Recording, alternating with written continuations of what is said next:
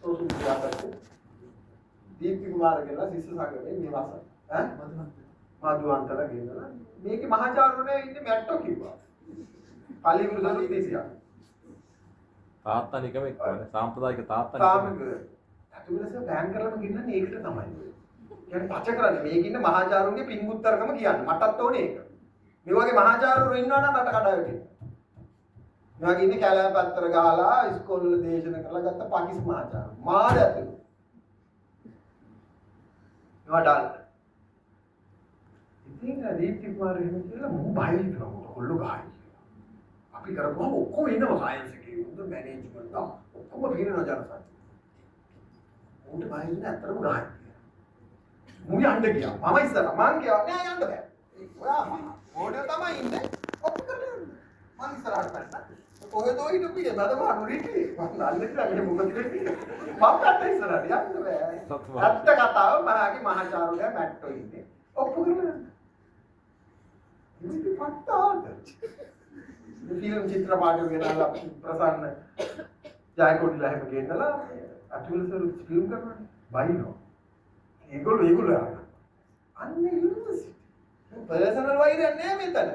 Cake කපන සිංහල අලුත් අවුරුද්දට කිරි මුට්ටිය උතුරන බර්ත්ඩේ කපා ගන්න ගොම්පාට බෑ. එහෙම කරා නම් යක්කඩුව හාමුදුරුවෝ බමරන්ද සිරිවලි නාතන්නිය පඤ්ඤා කර දාගොන්නේ උදය කිරිවත් දෙවියෝ පඤ්ඤාසාර හාමුදුරුවෝ මට ඊයේ කොස්සත් හාමුදුරුවෝ තමයි පැය දෙකක ඒත් වැඩි ශාස්ත්‍රීය සාකච්ඡාව හාමුදුරුවෝ කියනවා විශ්වවිද්‍යාල කරන්න කලින් මෙවුවා. පිටරට මිනිස්සු හරියට පිරලා හිටියලු විද්‍යාලංකාර පිටේ. මම කියලා තියෙනවා. රුසියාවත් ඇත්ත හිටම මිනිස්සු දන්නවා මේ විද්‍යාලංකාරේ කාලේ හිටපු මහාචාර්ය භාෂා 6-7ක් දන්නවා. ස්පැනිෂ්, ජර්මන්, ෆ්‍රෙන්ච්, චයිනීස්, කොරියන් මගේ අපච්චි භාෂා 8ක් විතර දන්නවා. හැබැයි විශ්වවිද්‍යාල කරා විතරයි මහත්ය මේවා විනාශ වුණා. ඊගෙන 4ක් විශ්වවිද්‍යාල කරා විද්‍යාලංකාර විද්‍යාලයේ තව මාර්ක් දෙකක් කිව්වා.